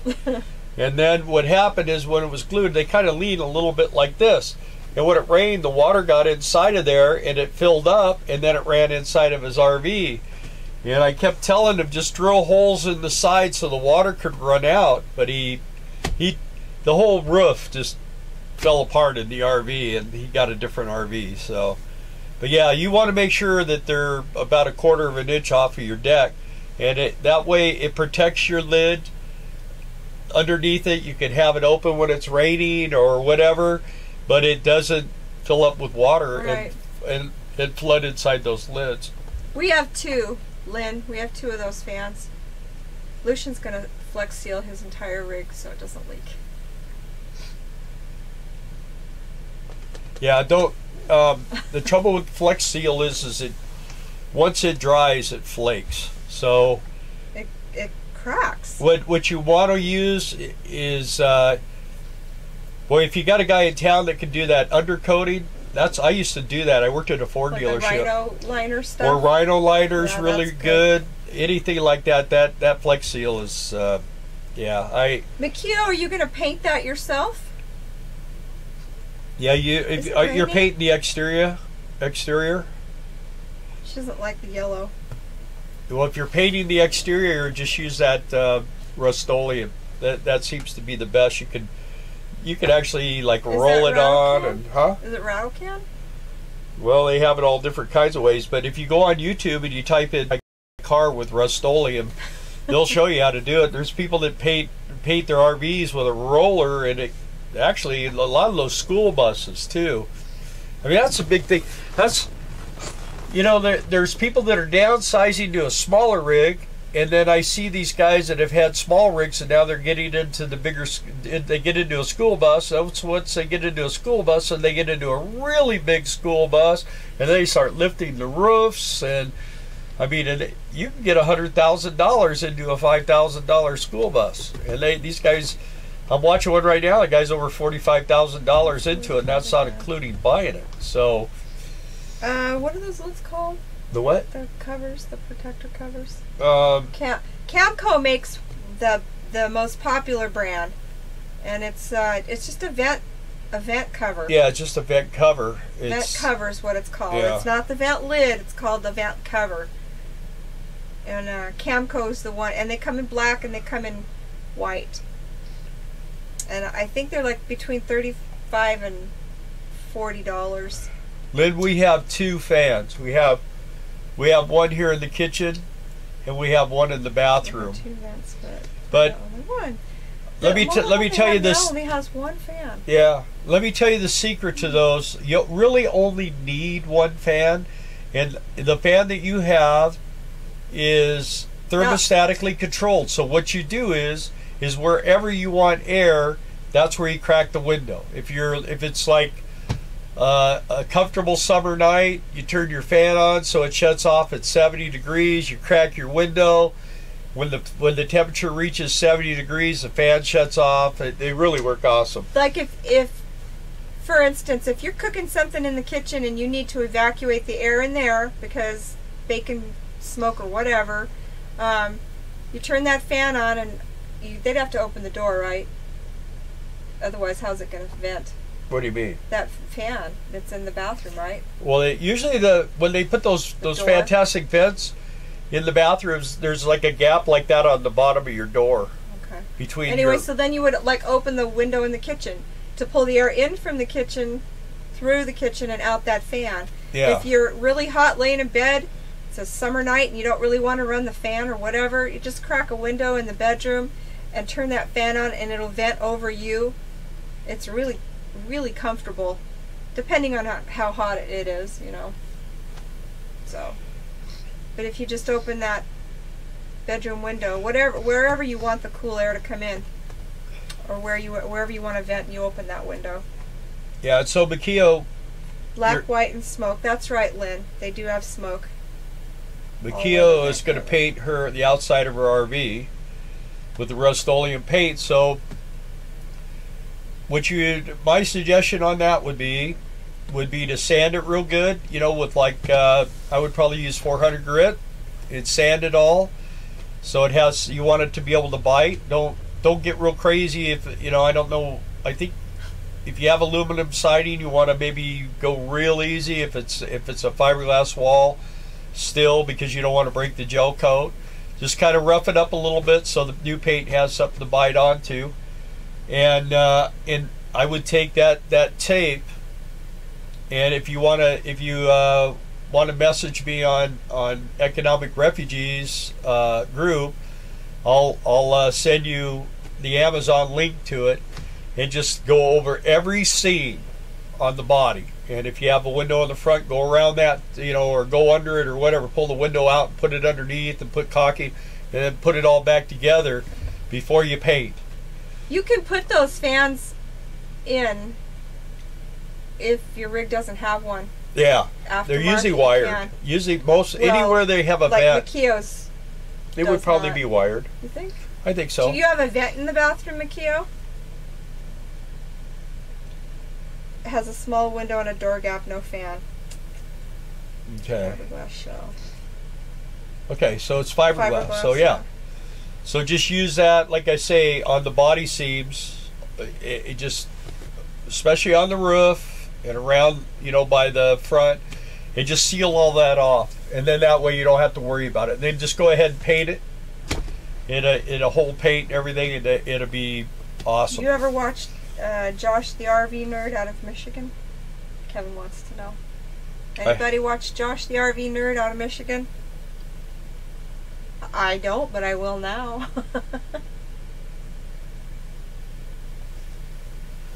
What about him anyway, Kevin? No vent in the bathroom at all. Makio has no vent in the bathroom at all. Yeah. Well, you could still cut a hole in there and put one in, couldn't you? Well, it has a window, she says. What you could do is, if you have a fantastic vent somewhere else, so you just crack the window in the bathroom and turn the fantastic vent on. It just has to go through the rest of the motorhome so you can get it out. No, seems all windows have been resealed already. Where I'm talking about is where the sidewall meets the roof. That's where you want to seal. Where's that at? The Josh thing. Josh the RV Nerd. Kevin asked way up. Oh, okay. Oh. Kevin watches, he watches a lot of different stuff. He obviously has more time than I do. And then somebody, I can't remember now who, said, oh, Kevin did. how's the snack bar business going, and how long will we be in Wisconsin? As far as we're projected to be here now, could be as long as the middle of September. It just really depends on when Sugar Beets gives us our call. So Sugar Beets would be our priority. Did we ever answer either when we were doing the Christmas tree? Yeah, I did. I said we get there, we'll be on the lot on the 19th of November, and we start selling the day after Thanksgiving. That's our first opening day. That's our Black Weekend or Black Friday. Yeah. Day after Thanksgiving. And then we never close down until we're sold out. Or until Christmas Eve day, whichever comes first. Yeah. We always sell out before Christmas Eve day, though. We either sell out or the trees die so bad nobody will buy them. Yeah, towards the end, of course, every year they kind of change things up. This last year, they didn't want us to fresh cut them and stand them. They wanted us to just stand them, and then when the customer buys them, fresh cut them. So I think that was a mistake. I think that fresh cutting them and standing them in water makes them better, makes them last longer. But okay. Our tree lot is on Palomar Airport Road in Carlsbad, California. We're about a mile from the beach. And Aviara. Yeah. Yeah. Josh the RV nerd is a salesman who does walkthroughs on RVs. The guy is classic. But Lynn says, "Oh, so no repair info from Josh." Yeah, thumbs down. So he's at Haylet RV in Coldwater, Michigan. Okay.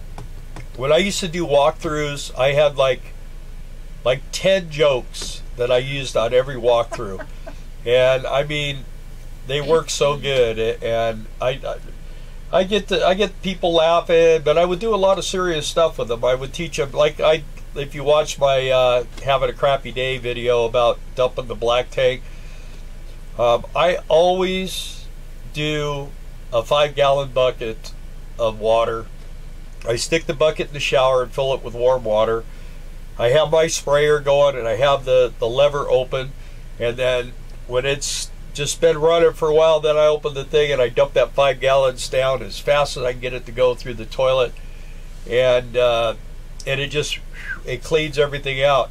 Today when we were doing laundry, one of the ladies down here, her husband likes to dump it, and then he likes to refill the tank with using the sprayer, and then he pulls it again. Well, he filled the tank and he forgot about it, and it backed up inside their RV, and then he had to leave. So she was not happy. He had to drive to Minnesota or Minneapolis today. But the 5-gallon thing, everybody I've told to do that always comes back and says, you know, that works so good. Works really good. And I know, because I could see all the way. I could see down through the toilet. I could see the bottom of the tank. And I could see it just running nice and free, and everything's gone, and it works real good. And then, like, when you get ready to travel, because especially after sitting like we have been sitting, you get like buildup in the corners of the tanks. I always like to dump a big bag of ice and some Dawn dishwashing liquid down there and hit the road and let that stuff just kind of breaks things a little bit loose in there, sloshing around and everything. I've heard people say, it doesn't work. It doesn't. Yeah. They don't know. The only way they know is if they had their head in the tank while I was driving. But since we've been parked, somebody suggested... I got them. Good. Somebody suggested using lemon dishwashing liquid in there. And we've been using that instead of the chemical, right? Yeah. And it's worked a whole lot better. Crazy. I can't believe that it'd be that simple or cheap. But it's worked really well. Yep. Anyone ever heard of Cal Worthington and Dog yes. Spot? The cars. Oh, yeah. I've actually been on his lot a couple of times. He was really mean to them animals. So they say. I don't know. Yeah. Oh, Makia's got a wet bath. Okay, that's why. Oh, okay. Oh, so you the toilet and the shower are one thing. He was such a kick. I guess he's probably dead by now. Oh, yeah. Well, he'd only be 120.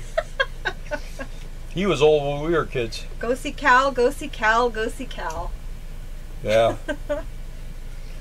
Let's see, I have not heard of Cal, but I love to see these I think guys. that's a California thing, Lynn.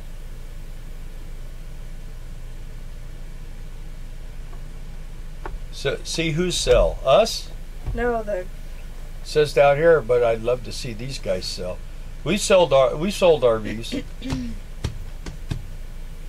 Cable channel and at night. I used to use baking soda. It neutralizes odors well. Yeah, I've heard that too. I've never tried it though.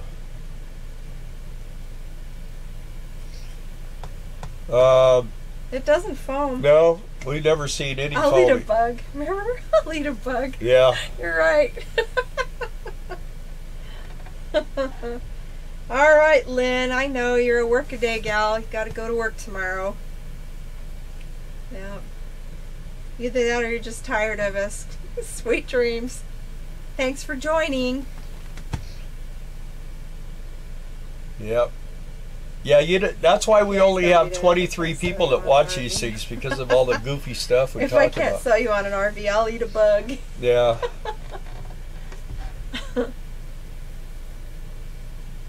You know, the way sales used to be. Yeah, the ice is in the tank, and when you're traveling, the ice just kind of sloshes around. But the secret is don't put it in 2 hours before you leave. You gotta, as soon as you get ready to leave, grab a bag of ice and dump it down there. When the tank is empty, don't just make sure it's empty, and put like some dishwashing liquid down there to make it slide around. It just kind of. The Calgon's good because it's got sheeting action, and it will keep things from sticking to the sidewalls.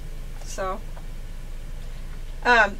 getting back to sales though, sales like I don't know about RV stuff, but back in the day when Bill and I met, we worked at car dealerships, and they used to do some really crazy things. Throwing ashtrays. Yeah, it was a violent. It could be a violent job. Go Johnson. There's sales guys that they'd take your keys and throw them on the roof, your trade-in. Yeah. They do stuff like that. We had one customer come in with a can of gasoline. He was so mad because he got what he thought was a lemon.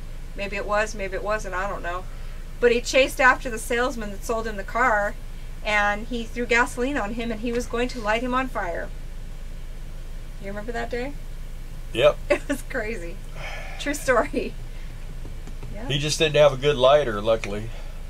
And then at one point, there was this one boulevard where it was just car lots, all the way up and down the whole thing. I worked at one dealership, and Bill worked at another dealership, and the parts guy from his dealership came over to my parts department to buy some parts, and he had a flatbed with, what do they call those, like a stake bed truck. Yeah, and it had a gas tank. And he had a gas can, where they fill the cars. On wheels. On wheels, yeah. Anyways, the thing, he took off, or I think he took off too abruptly. The gas can went back, and the muffler was hot, and it ignited the can and blew the can up, and it fried, I think, 6 of our cars on the lot, and in the showroom. It shattered the showroom glass, and my office was just on the other side, and it shattered my window in my office. That was a fun day. And it burned the kid really bad. Yeah. It burned. What was his name? Sweetie or Sunshine? Sunshine, yeah. Yeah. That was a scary day. It sounded like a war zone because the tires kept popping. Yeah. How do I keep my black cap from leaking? Your black cap isn't leaking, your valves are leaking. If there's water leaking out of that black cap, then one of your valves is leaking. You just have to buy a new valve and replace it. Wear gloves. I was just talking about putting the Flex Seal on the roof. Yeah, that's the worst place to use Flex Seal. The sun eats it up. It's called rubber number 57. Put that on your roof. It's got a UV resistant, and it's a flexible rubber. Put that on there, and it's not too expensive. I think you can get it at Lowe's. I think you can get like 5 gallons of it for $50, and it works. It lasts like 10 years. Yeah, if your black tank, well, you should have one end coming out, and it's either your gray or your black that's leaking, and more likely it is your black. So you would have to replace that valve. It's going to be the bigger of the two valves that you have to replace. But before you do that, what I would do is run some water through it and open and close it, and open and close it. Maybe it might just have something jammed in there. You might be able to clear it out, whatever it is.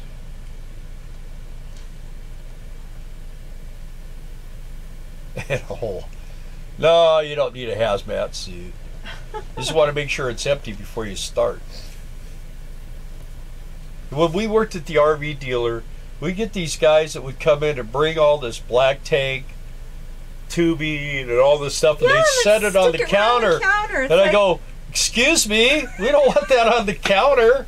Oh no, I rinsed it off. Yeah, just get it off here. It's like, oh man. Yeah, don't show me your crap. I don't want to.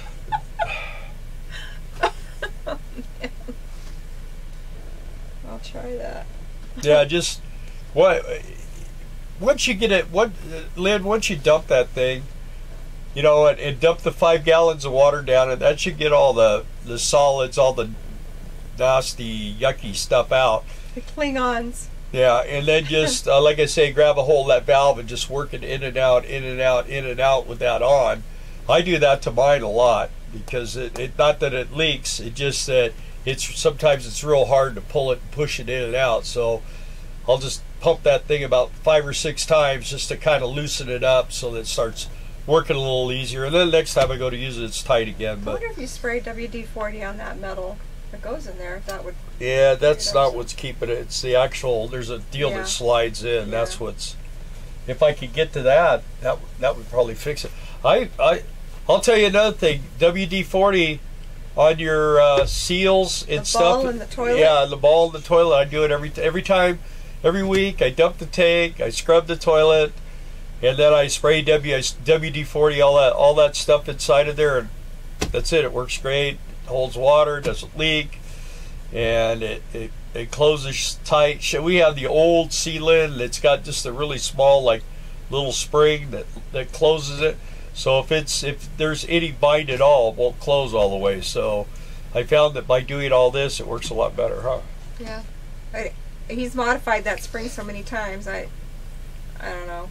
If that thing ever breaks, I don't know what we're gonna do. It's a nice porcelain toilet, so we don't really want to have to buy a new one, and they're really expensive. So. Are we back? I noticed we were off there for a second or two, so hopefully we're back. I was. Anybody got any more questions? Because it's winding up on right about at the 2-hour mark here, pretty quick.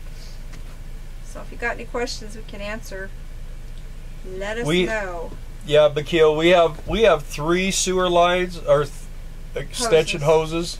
If that's what you're asking, they're pretty much all the same. We carry 45 feet because that's how far the way we park at my brother's house. I need 45 feet of hose. But in the RV itself, the plumbing that comes down to where you hook your hose to, the small line is always going to be your gray water, and the big line will be your black water. Why is the sky blue? I don't know. You'd have to ask my daughter. Last week, watch the replay. My daughter's a genius. Ask her. Leah, you're so mean to your dad. You know, all these people that are watching right now probably think you're really mean by saying mean things to your dad. Don't you guys? Actually, when you were little, Leah, we had that book, Why is the Sky Blue? Yeah, but we won't let you read it. That's why you're still asking. Stevie hasn't been on here in a while. Yeah, he's busy. What job did you start with at Beet Harvest? Well, I I kind of got tricked into being a piler operator. I was scared to death. Lawnmower is the biggest piece of equipment I ever operated. And I operated this old piler. It was 45 years old. And it had R.I.P. Richard Ray C. on the dash.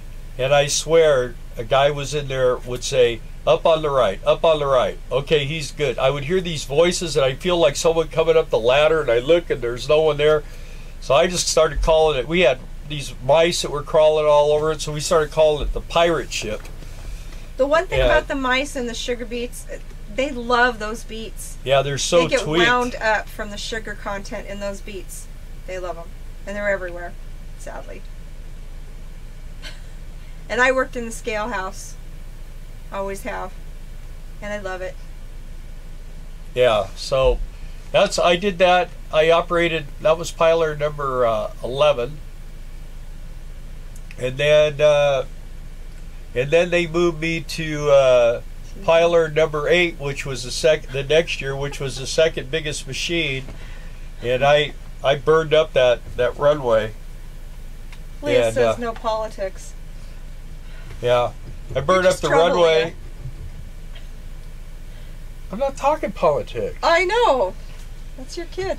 Yeah. Anyway, I burned up the runway pretty fast, and the pile was really straight, and the top, and they couldn't figure out how I was doing it. I said, well, you guys showed me the video. I just did what you told me to do. So they wanted me to start teaching people. Good night, Kevin.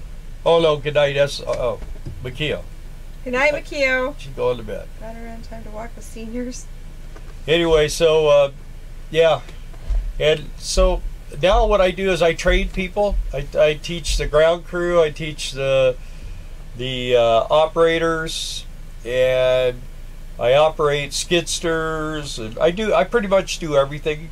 Anything that has to be done. I reset the motor, the breakers if the machine shuts off. Moves the pilers back. Move the cords. No small yeah, thing. help. I move the pilers so we can clean them, and I just kind of keep it running. Keep it running. Try to keep the employees happy. You know, I mean, what is that? Facebook. Anyway, yeah, I try to serve my employees and do whatever I can do for them, whatever they need, and try to keep the machines running and try to keep people from whining. Good night, Makia. Kia. Kevin's not going in, is he? Does he have to go home now? Kevin, you don't have to go home, do you? No, she was telling him goodnight. I know, but you never know. He might say he has to go home. He can't play anymore. What time is it?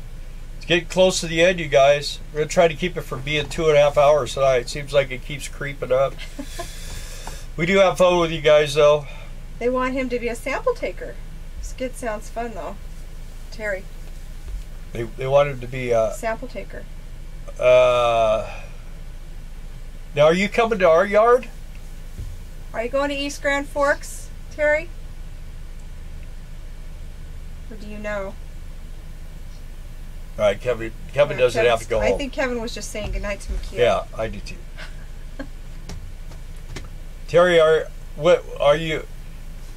Sample taker is a ground person. Why is that thing? I wondered if it was raining. What? I don't know, I keep hearing wind or something. So this person says, if you could buy land anywhere to park your rig, where would it be? In your yard. Leah. Is that Leah? Yes. I don't even see it on there. It's up there. When Makio said she needed to go.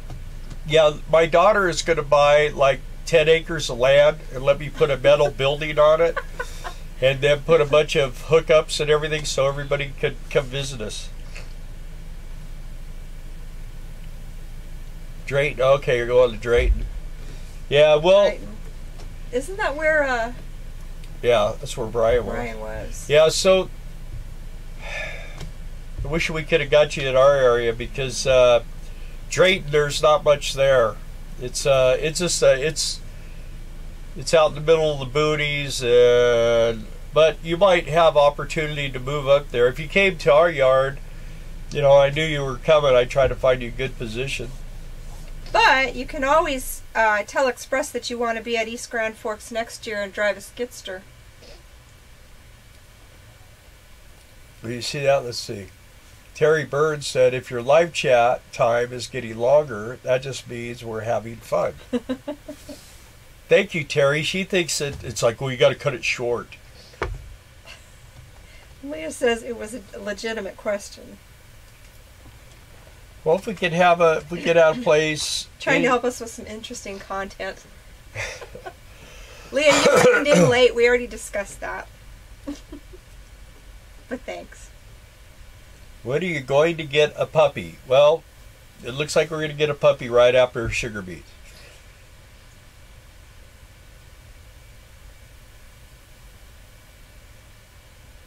If who's in California? If she's is California, I can't come. They arrest. No, she's in Arkansas. She's in Little Rock.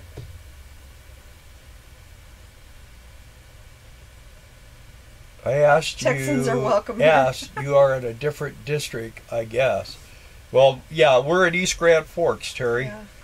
We're actually it's the largest facility of American Crystal Sugar. We have 10 pilers. Out of the 10, 2 of them are super pilers, and I mean these things are they're big and they're fast and they pile a lot of beets, huh? And they're expensive. And yeah, they're like $2 million each. We have 2 of them.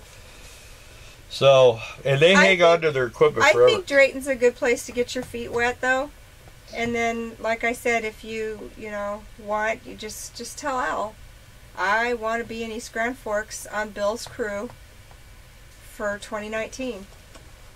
And yeah, we actually we pretty much right after like February, we pretty much our shift on that yard has a waiting list, and it's the guys that the other foreman that I work with. We just have a really awesome crew. I mean, we all get along really good. We all kind of have the same philosophy. Randy, who's the foreman over the actual equipment, the loaders and the skidsters, is just, I mean, him and his brother. Art is the head foreman. He's over all the foremans, and they're brothers. And I'll tell you what, they're just 2 of the greatest guys you'll ever meet in your life. They just really are. They're family to me. I love to get there, and as soon as I get there, we just start doing our thing, man, and we have a good time and because it's 12 hours. You're on your feet 12 hours. There's a little danger. We had a girl last year stepped on a beet, but face first, boom, right into the concrete, and busted her nose up and everything else. But she came out the next day. I mean, she was a good sport about it. But she wasn't a girl. She was a lady in her 50s. Yeah, well, yeah, more than she was probably close to our age. So, but yeah, it's you'll see. You just gotta watch the trucks. Always keep your eyes on the trucks, and when they're lifting, don't get in between the machines and the trucks, and because occasionally someone does get hurt. It happens. Someone gets beat up if you get to playing with the wrong guys. Hot Springs area of Arkansas, yeah. That's beautiful down there. Yeah, real nice. The roads are terrible though. Down there by Hot Springs, man. There's like these freeways. And the day they were built, my brother was telling me, they go whoop whoop whoop, and that's when you're in the motorhome and you're driving. It's like you almost get seasick. They bounce up and down so bad. It's crazy. No more questions. I guess I'm just talking. Everybody's just listening. Just trying to keep this boy, these little power boosters, when you're using them, man, they get hot. Like screaming hot. I think we need to step up and get the better. Of course, I think once we leave here, I think we'll be all right. I know when we get over to Sugar Beets, we have really good internet there usually. Yeah. The weekend's a little weak, but that's another thing with the MiFis. When you get around a lot of people with MiFis, they start sucking up the band or whatever it is. So no lid. Los Angeles is. They're talking about where's the armpit. Leah said, I don't know where she. I don't know. She said she lives in the armpit of Little Rock. That, like someone on one of our videos said before. And Kevin says he's got a daughter who lives in Malvern, Arkansas. And Lynn says, no, armpit's Kingman, Arizona. And I said, no, but it's LA. So Leah's asking all our personal questions here. Okay. Mom and I have been discussing that the next couple of years we're going to try to maybe put it in high gear and some higher paid jobs, stay with where we can make a lot of money, and maybe not draw so hard on the Social Security, and get a piece of property and get a building put up. And then once we have that, then we can slow down. But that's kind of where we're thinking right now. I've been doing some of the work that I need to do on the motorhome. I still got to do the transmission. But in order to paint this thing and do some other things I want to do, I need to have a building. So. Oh, we just need a place to land. Yeah, we need a place to land and then live and whatever. It's hard when you're in a rig this size to find places to mooch dock or boondock. That's one drawback. So.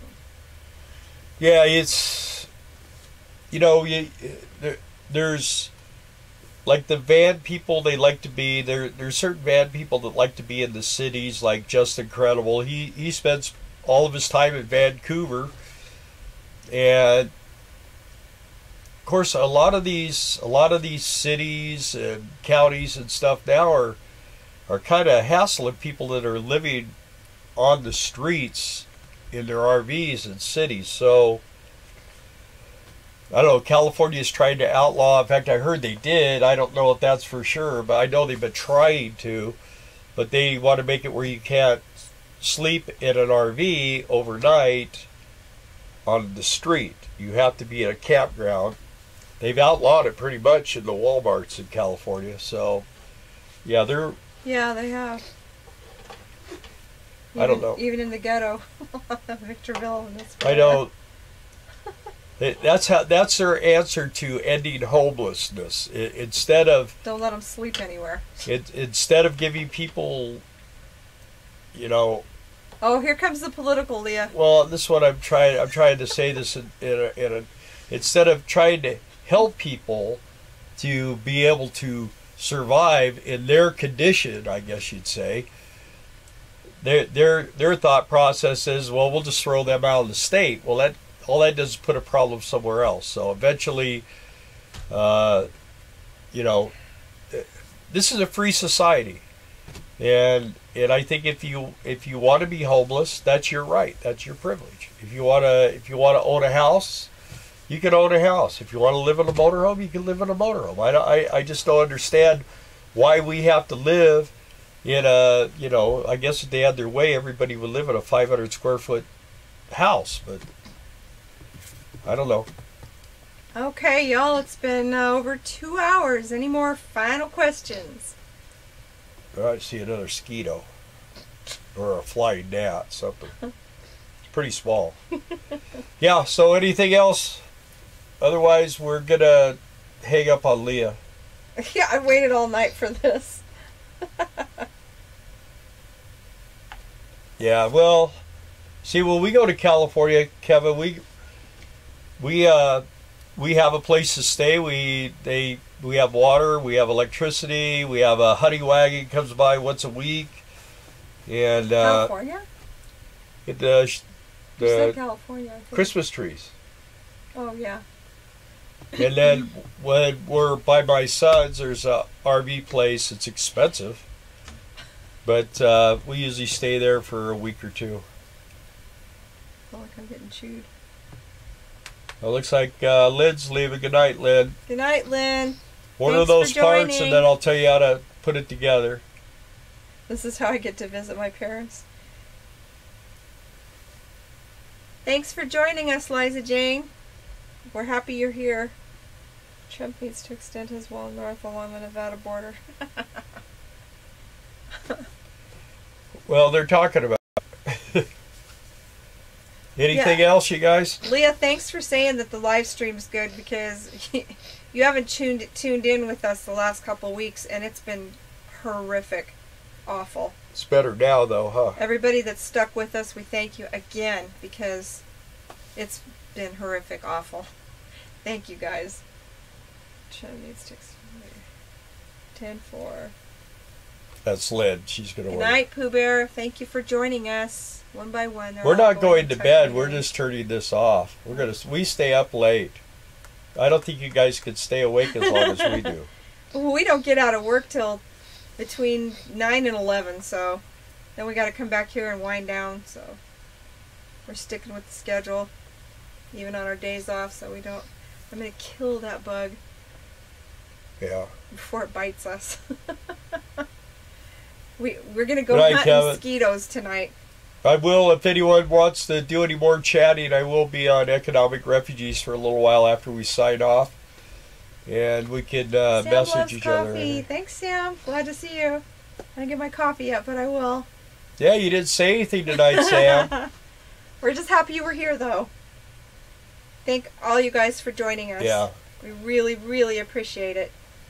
It glitched a couple times.